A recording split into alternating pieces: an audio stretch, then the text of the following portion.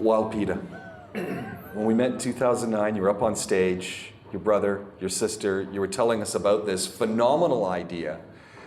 Great crack tea, great iced teas.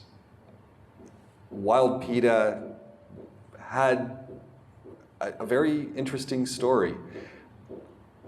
Tell us about that part of your life and what it taught you.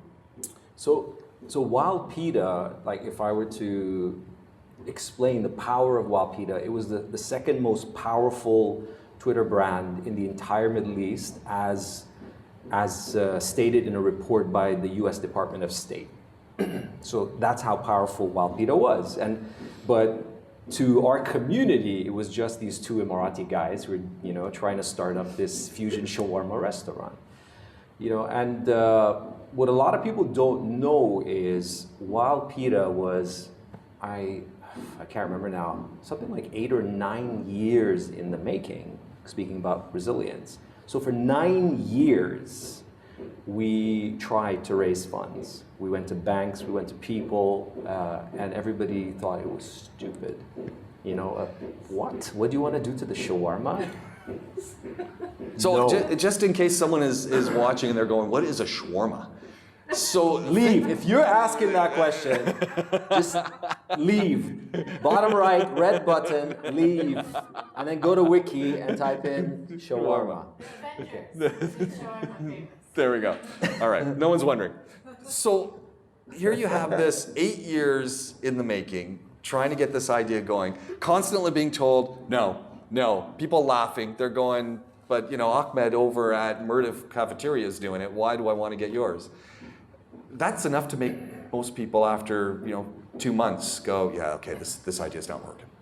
Yeah, it was, and we came close a couple of times. I remember a couple of times we put our, so this one time we decided we would get a loan from a financial institution, a bank, and they called us in and we're like, whoa, this is going to happen. So once we went in, I remember the executive, he told us that, listen, we're not going to fund your restaurant, but if you want to buy a top-of-the-line Range Rover,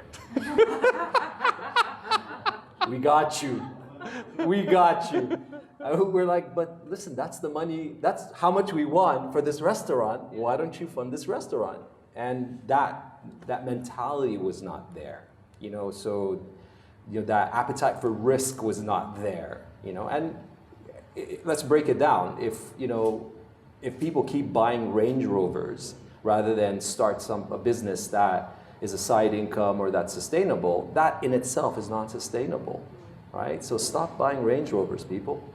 Start something, a side income, whatever it is, even if it's a few $100s a month, whatever, but that's what we went through, but we just didn't give up. And I don't know what it is. Maybe it's because, like me personally, most of the time, I'm an optimist.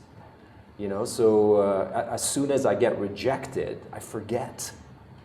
And then I'm back, and does it mean it doesn't hurt? Does it mean that it doesn't discourage you? Yeah, of course it does. So what do you do with that? Like, how do you, 8 years, you've got people who want to give you Range Rovers instead of giving you money to start this up. There was a water damage when you were in Healthcare City, closed you down for every time I turn around and I think the Wild Peeta brand is like awesome, and there's something being thrown at you to make you go, pfft. By the way, that's the name of my new book. It's called The Arab Who Sold His Range Rover.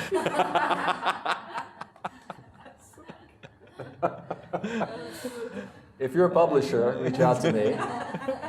You'll find me on Instagram. But as you think about it, what keeps you, what kept you going? And your brother, what kept you guys going? Because constantly, as you said, yeah, I compartmentalize, I throw it away, and I'm an optimist. But this isn't just one thing. This is over and over and over. I think you have to fall in love with the journey. And I know it's metaphysical bullshit. But in 4K. Yeah, in 4K. But you do, I love the journey.